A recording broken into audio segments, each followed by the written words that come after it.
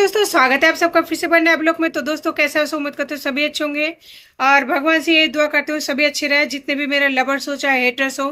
क्योंकि दुख में जो तकलीफ होती है वो मैं अच्छी तरह से महसूस करती हूँ। तो दोस्तों, मेरी जो तबीयत है बहुत ही ज़्यादा डाउन है। आप लोग देख के अंदाजा लगा सकते हैं कि मेरी तबीयत कितना ज़्यादा डाउन है। और मैं जो है घर में रखी दवाइयाँ ही ले रही थी अब तक, लेकिन लगता है कि अब और नहीं कर पाऊंगी इंतज़ार। मेरा तो छोरी है, मैं नहीं जाना चाहती थी डॉक्टर के पास में, लेकिन सोनू का तबीयत जो है बहुत ज़्यादा बिगड़ चुका है।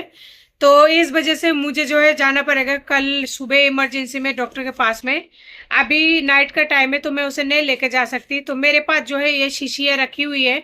ये इमरजेंसी वाली शीशियाँ होती है जिसमें अगर बच्चों को दे दी जाती है तो थोड़ी देर के लिए रिलीफ मिल जाती है। तो मैं सुबह का इंतजार कर रही हूँ, सुबह से पहले कहीं नहीं जाऊंगी। मेरे स्थिति इतना ज्यादा खराब हो चुकी है ना, ऐसा मन कर रहा है कि आंखें नहीं खोलूं। लेकिन दोस्तों, मेरे पास कोई भी ऐसा इंसान नहीं है, कोई भी ऐसा इंसान नहीं है जिन्हें मैं ये कहूं कि आप आके एक दिन मेरे बच्चों को या फिर एक टाइम मेरे बच्चों को है ना रोटी बना दो।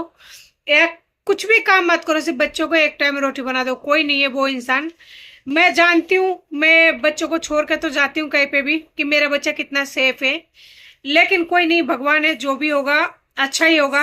और आप लोगों की कमेंट मैंने पढ़ा, बहुत लोगों ने बहुत तरह की कमेंट किया, बहुत ज़्यादा मोटिवेट किया। तो इसके लिए दिल से सभी का आभार हूँ, सभी को दिल से धन्यवाद। ऐसा मत सोचना मैं आप लोगों के कमेंट का रिप्लाई नहीं करती हूँ, मैं पढ़ती हूँ। लेकिन फिलहाल जो है मेरी हालत और मेरी कंडीशन जो है बहुत ज़्यादा खराब चल रही है, इसलिए मैं ठीक तरह से रिप्लाई नहीं कर पा रही हूँ। आप लोग देख के अंदाजा लगा सकते हैं, मैं बैठी हूँ बात कर रही हूँ, लेकिन मुझे पता है मैं किस हालत में बैठी हूँ। जिस हालत में मैं घर का काम कर लेती हूँ ना, उसी हालत में आप लोगों के साथ कनेक्ट हूँ मैं लबों पर हो सकता है आप लोगों को दिख रहा होगा हंसी है, लेकिन अंतरात्मा और कलेजा और आंखें है ना, आंखों में आंसू छलक रहा होगा, और अंतरात्मा है ना जो कलेजा ऐसे फट जाता है, बोलते हैं ना फट रही है। कुछ नहीं कर सकती, बस इतना कर सकती हूँ, जो हालत है उसके साथ लड़ने के लिए तैयार हूँ और बच्चों के लिए हमेशा खड़ी हूँ। कोशिश करूंगी खड़े रहूं, हार नहीं मानना, बस चाहे कुछ भी हो जाए हार नहीं मानना। और आप लोग हो मेरे साथ में सपोर्ट के लिए, तो मुझे इससे ज्यादा और कुछ ही नहीं चाहिए।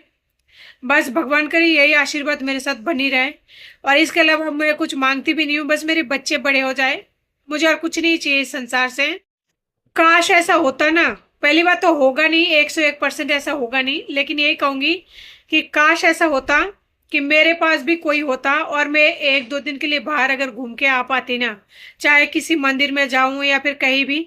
मान लीजिए मंदिर में ही जाते हैं इंसान अपनी आत्मा की संतुष्टि के लिए, तो किसी अगर मंदिर में जाती तो वहां पे 2 दिन बिता के आती तो मुझे थोड़ा सा रिलीफ मतलब महसूस होता, रिलीफ मिल जाती। लेकिन मैंने अपनी मम्मी से बोला था कि मम्मी, मैं थोड़ा 2 दिन के लिए जाना चाहती हूँ। 2 दिन तो क्या, जैसे आज सुबह निकली और सारे दिन यानी शाम को पहुंच जाऊंगी मंदिर। यहीं पे है, जयपुर से थोड़ी दूर की रास्ता है, अगर आप लोग सर्च करेंगे तो मिल जाएगा।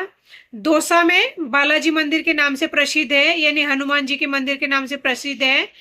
तो वहां पे जाती, मेरा इच्छा है। और सोनू का भी कुछ बोला हुआ बाकी रह गया, उसके पापा के जाने के बाद में मैं अभी तक नहीं जा पाई हूँ। तो मेरी इच्छा भी है, बहुत दिनों से मेरा टाइम भी नहीं मिल पाता है। मम्मी को बोला था मैं थोड़ा जाके आ जाऊं, तो मम्मी बोला मेरे पास टाइम नहीं है, और तू सुबह जाएगी, अगर शाम को आए तो बोल दे, वहां पे रुकना उकना कुछ ही नहीं है। अगर तू मतलब ऐसा कर पाती है तो बोल दे। तो मैंने बोला इस तरह से जाके कोई मतलब नहीं है, अगर वहां पे काम भी पूरा नहीं हो, क्योंकि बालाजी के वहां पे बहुत ज्यादा भीड़ लगती है। मान लो हो सकता है उस दिन भीड़ हो भी नहीं भी, तो अगर एक रात वहां पे रुके धर्मशाला वगैरह में। लेकिन मम्मी ने मना कर दिया, बोला मैं नहीं आ पाऊंगी। तो फिर मैंने कहा ठीक है, अगर नहीं आ पाओ तो मेरा नसीब नहीं है, जब भगवान बुला लेंगे तो चल जाएंगे। तो अगर इंसान 1-2 दिन के लिए भी अगर बाहर चला जाता है ना, या फिर एक दिन के लिए भी पूरा अगर बाहर चले जाते हैं, तो भी इंसान को बहुत ज्यादा रिलीफ मिलती है। लेकिन मेरे नसीब में नहीं है तो कोई बात नहीं। और जो लोग भी मेरी इस दुख के दिन मेरी इस हालत को देखकर लुत्फ उठाते ना, उनको भी मुबारक हो। क्योंकि इतना आसान भी नहीं है कि आप किसी भी इंसान को तकलीफ दो, उसे दुख में देखो और हंसो। क्योंकि हंसी भी है ना नसीब से और बड़ी मुश्किल से मिलता है, मुझसे तो नहीं होता है, चाहे कोई इंसान कितना भी मुझे दुख दे। अब मेरा पति चाह रहा है कि मैं उसे तलाक दूं, तो मैं उसके लिए भी तो तैयार हूं ना, कि बच्चों को आप अपना हक दे दो, तलाक ले लो। हर तरह से तैयार हूं, अगर रहना चाहते हो तो ठीक है तो आ जाओ, नहीं रहना चाहते हो तब भी तैयार हूं। तो हर तरह से इंसान को मौका देने के बावजूद भी किसी किसी को पसंद नहीं आता।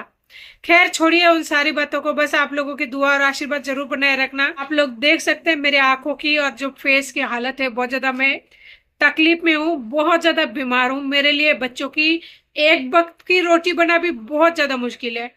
एक वक्त के लिए अगर रोटी मैं बना रही हूँ ना, तो मुझे पता है कितना मुश्किल से बना रही हूँ।